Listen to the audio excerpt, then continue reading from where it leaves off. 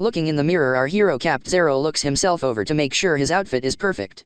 His black tights were free of dirt and tight enough to show his bulging diaper underneath, which was just how our superhero liked it. His black cotton shirt with the Pampers logo across the front in bright purple. On a black rope around his neck, his purple pacifier dangled on the front of his shirt. His purple cape hung around his back, but it was cut short enough so those behind him could also see his well-padded backside.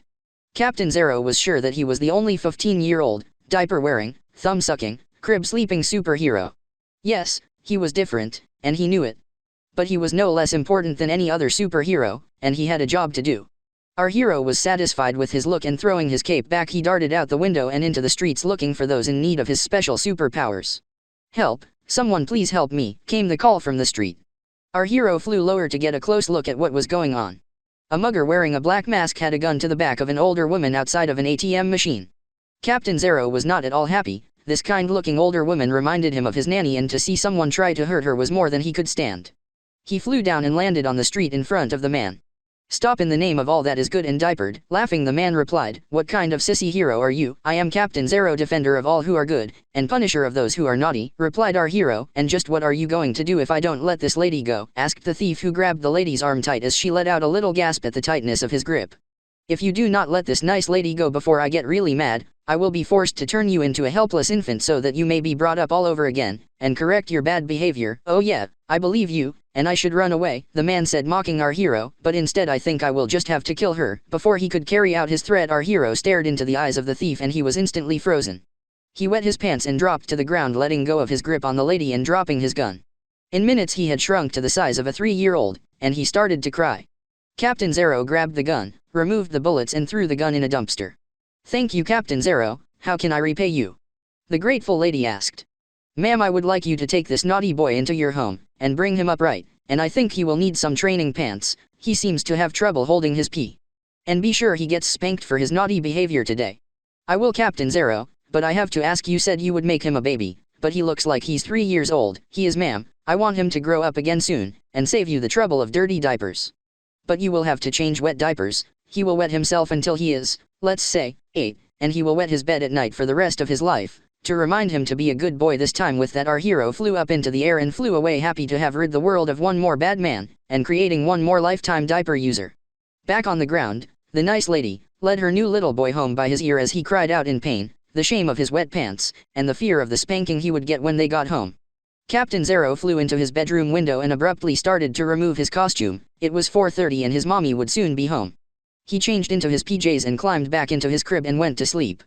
Crime fighting would have to wait until tomorrow when our hero's mommy went back to work.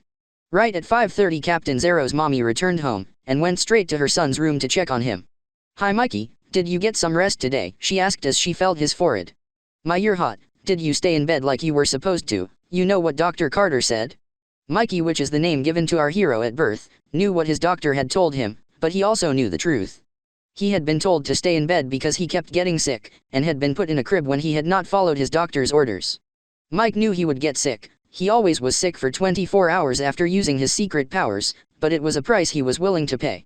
He liked his crib, and his diapers, and especially his mommy's attention, and as long as he kept getting sick, he knew it would continue. So he loves to fight crime, but fighting crime makes him get sick and have to sleep in a crib, but he loves his crib. It was the perfect setup for our hero, and he knew it. Actually, he would have to wear diapers no matter what. He had always wet himself at night, and whenever he got upset, but he liked the feeling of his diapers, and without them he would not be strong enough to fight the naughty people of the world. Mike went back to sleep, and dreamt of the adventure he had that day, and looking forward to whatever would happen tomorrow. "Okay honey, I have to go to work now. You be good and stay in bed." "I will mommy," Mike said as he pretended to roll over and go back to sleep. He heard the front door close and then the car pulling out of the driveway. Our hero sprang from his crib and climbed over the bars and jumped to the floor. He got his costume out of his hiding spot, and quickly changed into it. He had a job to do, and he wanted to get an early start today. He had to be home in time to watch his favorite cartoons. Yes, even our superhero loves those animaniacs. Captain Zero flew out the window, and patrolled the streets of town looking for someone in need. "Ow, stop it, quit it, ouch." The sound was coming from McIntyre Elementary School. That could only mean a kid in trouble. Our hero had to help. Captain Zero flew with great speed to the playground where an ugly scene was unfolding. A huge 5th grader was sitting on the chest of a much smaller boy, looks like a 2nd or 3rd grader. The older boy was sitting on his chest, and smacking him over and over in the face.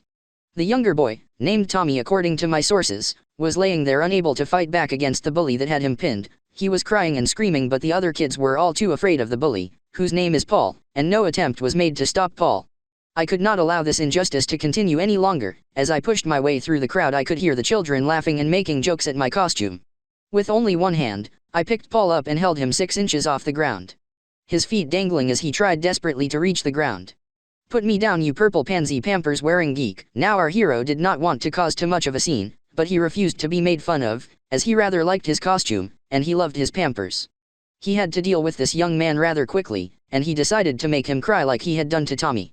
Using his mental powers, Captain Zero scanned Paul's mind for his deepest diaper secret. Everyone had a diaper secret, either an embarrassing moment from childhood, a hidden desire, or a deep dark secret. Much to Captain Zero's delight, it was number 3, the deep dark secret that Paul did not want anyone to know. "I'm sorry, I didn't hear you right. In what derogatory manner did you refer to me?" our hero asked with a wicked smile on his face. "I didn't call you anything. Put me down, you pants-wetting, thumb-sucking, tights-wearing faggot. I'll have you know that I don't wet my pants. I have diapers to prevent that, and I will also have you and everyone else know that you Paul suck your thumb at night, and late at night, when you're asleep, sucking your thumb. You wet your bed, every single night." "I do not, you're lying," Paul shouted over the giggles and laughter of the other children in the schoolyard. "I can prove it, don't make me prove it," our hero said, allowing Paul one last chance to back out of the humiliation he was seconds away from suffering. "You're full of shit, you sissy baby. That's it, you leave me no choice." Tommy pulled down Paul's pants. "No, don't, I'm sorry, don't do it, Tommy. Please, Captain Zero, tell him not to do it," Paul said, starting to cry. "I'm sorry, Paul, but it is too late now. Tommy, do it now." Tommy did as ordered, and then moments later he and the other kids were rolling on the ground laughing. Paul just dangled there from Captain Zero's hand. He was crying loudly now, as Captain Zero spoke again. "That's right, boys and girls, Paul pees his bed every night, and as his punishment his mommy makes him wear plastic pants all day long, even to school." Paul was really upset now, and our hero decided he had had enough. Releasing his grip, Captain Zero dropped Paul, and he scrambled to his feet, pulling his pants up as fast as he could, as he ran inside the school. The children cheered as Captain Zero waved his arm over the crowd as he flew away, just as he cleared the top of the jungle gym. He shouted, "Be good, be happy, and wear your diapers," and he was gone. Back in his room, he changed out of his costume, and put his PJs back on and climbed into his crib. Our hero was Mikey again now, and he felt worn out and sick as usual, but he also felt good. He knew that Tommy would never again be hurt at school, and Paul would never tease anyone again. He drifted off to sleep, as he sucked on the bottle of juice his mommy had left for him. He liked to drink from his bottle, and his mommy insisted on it, since he had already spilled several drinks on his new crib mattress. Mike was awakened by a noise downstairs. He knew it was too early for him mommy to be home, and he was scared. As quietly as he could he climbed out of his crib and sneaked into his closet to put his costume back on. Mikey was once again Captain Zero and was no longer scared. He quickly and quietly darted out of his room, and down the hall to the top of the stairs. He was a man wearing all black downstairs, loading his family's possessions into a large black bag. He tiptoed down the stairs, and just as he was going to pounce on the robber, he tripped over a box his mommy must have left on the bottom stair. He fell to the floor and his pacifier flew off his neck and slid across the floor. He had to get it back. Without his pacifier he had no powers. The robber, hearing Captain Zero fall to the floor, spun around and saw Mikey struggling to get to his feet. He was weak again without his pacifier and had trouble getting to his feet. The robber ran over and grabbed him. "You little brat, you were going to jump on me, weren't you?" Mikey knew he was in trouble, but all he had to do was get his pacifier back. "No answer, huh? Well, I guess you need to be punished, and I have time to do it. I've watched the house. Your mommy will not be home until after 5 and it's not even 3 yet." The robber dragged Mike across the room and sat in a chair, pulling Mikey over his lap. Mike was now only inches away from his pacifier, but it was just out of his reach as he lay powerless across the lap of the burglar. Mikey started to panic as the robber pulled the back of his tights down, and then his diaper. He couldn't believe it. He was going to get his bare bottom spanked by a complete stranger for trying to protect his domicile, and his superpowers lay on the floor only inches away from his now shaky fingers. Smack, slap, spank, slap, slap. The first 5 slaps fell against Mikey's bare flesh, and Mikey cried out in pain. Slap, slap, slap. 3 more slaps and Mike was now howling in pain. His mother had spanked him many times, but never as severe as he was getting spanked now. The robber got nervous that someone might hear Mikey's screams and know that his mommy was not there. He looked around for something to shut the boy up, and he saw the pacifier laying on the ground. He picked it up and stuck it rudely into Mikey's mouth. Our superhero had his power back. but he decided to play along until the robber was sure he had control of the boy. Captain Zero lay there over the man's lap and took 10 more slaps, but with his power back did not even feel them. The robber was satisfied that boy would not fight back anymore, and pulled his diaper and tights back up. Then he released his grip on the boy, and let him up.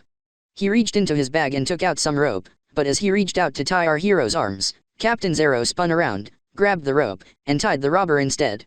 Captain Zero pushed the robber out of the house and tied him to a column supporting the porch in back of the house. When he was securely tied, Captain Zero ran back in the house and retrieved his mother's favorite bad boy paddle, and proceeded to give the robber the spanking of his life. Captain Zero never allowed anyone other than his mommy to discipline him, and he was not about to take it from an intruder in his home. After 33 slaps, the robber was begging for our hero to call the police. Captain Zero stopped the paddling, and it was then that he noticed that the robber had wet his pants from the pain he was in. "Fine, I will call the police, but you are to repeat nothing of this to them. You were tied up by a good Samaritan, not by a 18-year-old with superpowers, understand?"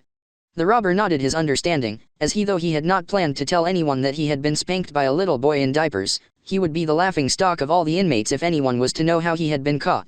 Mikey quickly changed and then called the police. He crawled back into his crib, and went to sleep.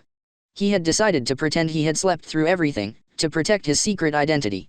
When Mike's mommy got home, she told him about all that had happened, and he acted surprised.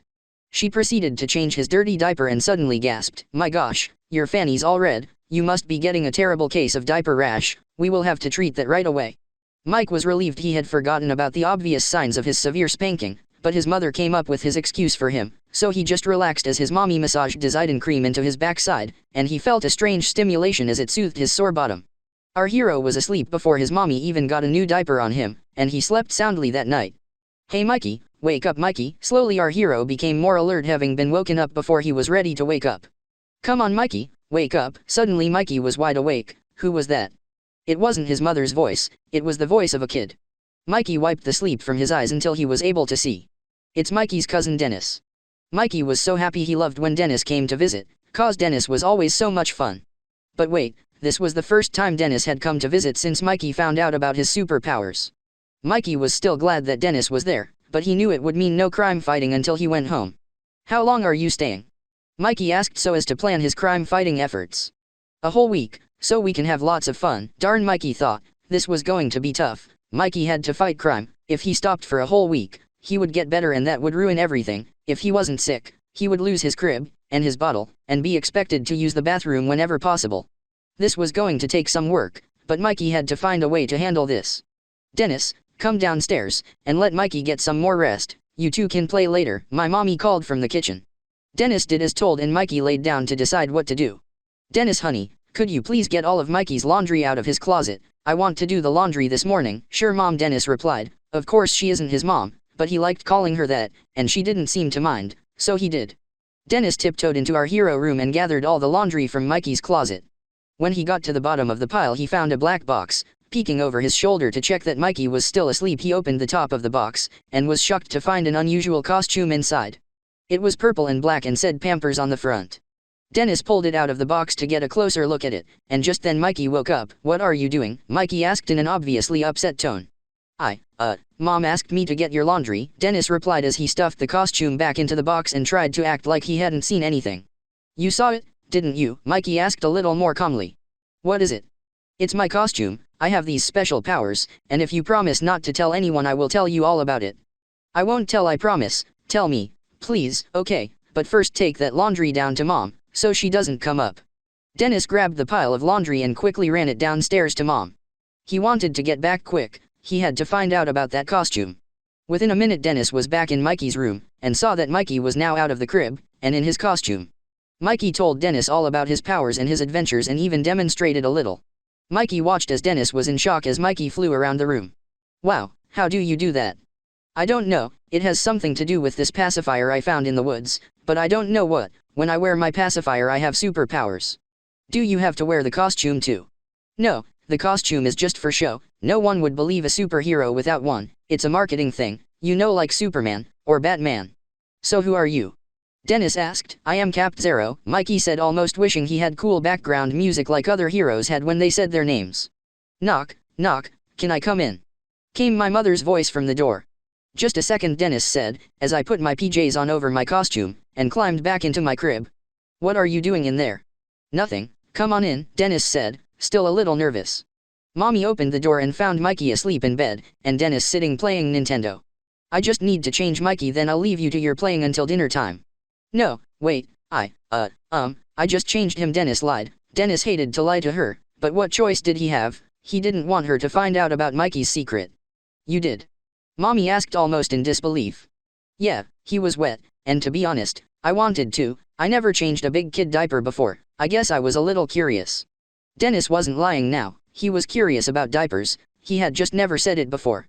Well, okay, I will call you when supper's ready.